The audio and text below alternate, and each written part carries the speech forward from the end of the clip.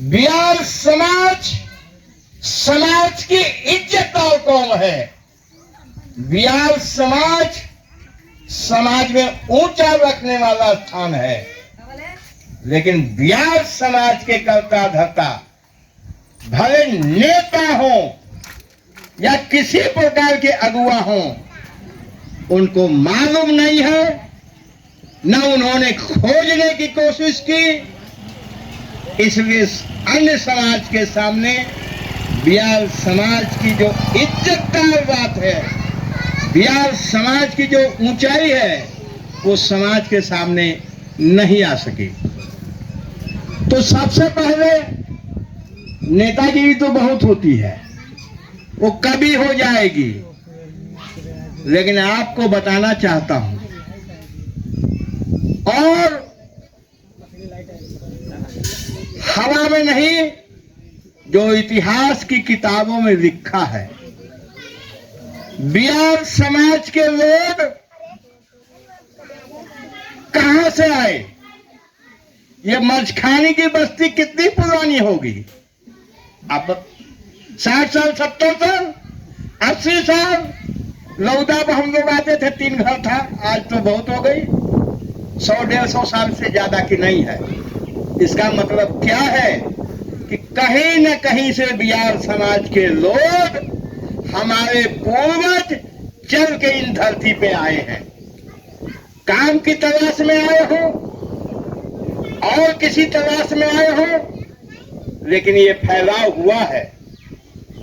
जब इसकी खोज की गई तो पता लगा कि बिहार समाज की पैदाइश, बिहार समाज की पैदाइश चंदन के वृक्ष से हुई है।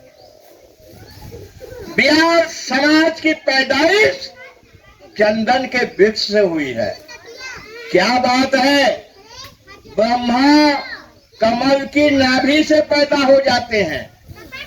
कोई कहीं पैदा हो जाता है, कोई कहीं पैदा हो जाता है, लेकिन अद्भुत है बिहार समाज के लोग कि आपकी पैदाइश चंदन के वृक्ष से हुई है। और चंदन जैसा पवित्र इस धरती पर और कोई चीज नहीं है।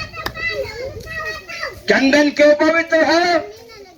कि चंदन भगवान के भी माथे पर चढ़ता है। भगवान के माथे पर चंदन चढ़ता है, उससे हमारी पैदाइश है। हम कहां से नीचे हैं? और अगर सही ढंग से इतिहास का विवेचन किया जाए तो बिहार समाज सबसे ऊंचा है। और कोई हम नहीं कह रहे हैं, इतिहास किताबों में लिखा है। मिर्जापुर का अंग्रेज कलेक्टर, आज से 150 साल पहले मिर्जापुर में कलेक्टर अंग्रेज हुआ करते थे और उनका नाम था विलियम कोक। उन्होंने किताब लिखी है, और किताब लिखा तो कहीं लंदन में जाके नहीं लिखी है, मिर्जापुर में घूम के लिखी है और बिहारों को देख के लिखी है। हमारे माताओं बहनों को देख के लिखी है, और उसको देखने के बाद वो लिखते हैं कि बिहारों की उत्पत्ति चंदन के वृक्ष से हुई है। बिहार एक इज्जतदार कौम है, बिहार शांत कौम है। बिहार जैसी कोई दूसरी जात हमने नहीं देखा। ये अंग्रेज कह रहा है। कहां से हम नीचे हैं? ये अंग्रेजी में लिखा है। अंग्रेज था तो अंग्रेजी में लिखा है। नहीं समझ में आया, लेकिन शब्द दोहरा देता हूं।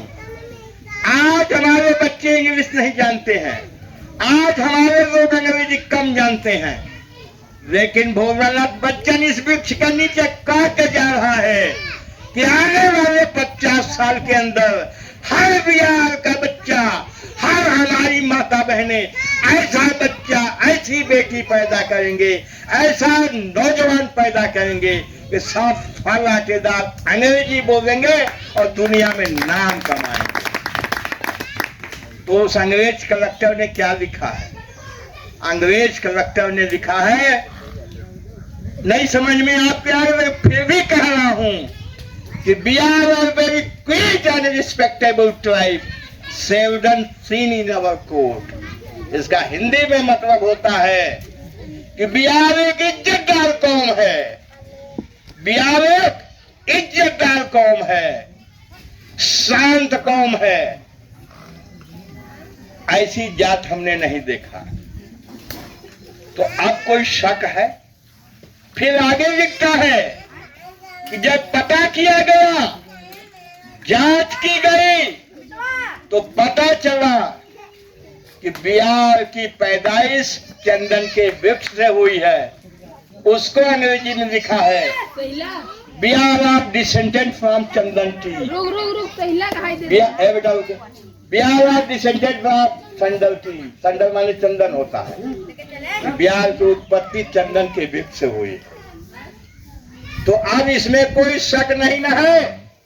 जितने लोग सुन रहे हैं हमारी बात, इसको आपको मान लीजिए, आज से मान लीजिए कि बिहार जवाब जाति का बच्चा बच्चा पवित्र है, इज्जतदार है, हमसे ऊंचा कोई नहीं है।